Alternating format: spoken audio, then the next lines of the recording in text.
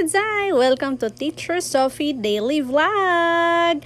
And tara, samahan niyo po akong mag-get ready with me. And so, we start our kilay goals for today using our electric trimmer. Kay very katag na jud kayo atong kilay Zay. And this is how you use our electric trimmer. Very hassle-free o very easy to use. Dili na jud kay ka ma-worry ani mga Zay kay ang iyang blade naka-filter na. No worry sa mga samad daring dapita. And this electric trimmer po mga Zay ay it comes with a charger. So, meron po siyang charger mga Zay. So, pag naglubat po siya, ay no worries dahil matcha-charge po natin siya. I'm on the other kilay na mga Zay and I'm kinda worried dahil hindi po akong comfortable.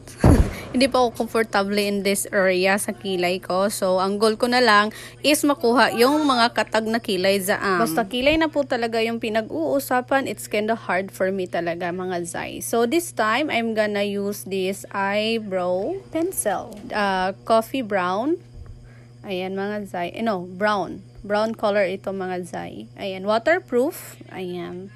So, yan po yung ginagamit natin for our shading sa ating kilay. So, ayan. So, it's hard to have a kilay.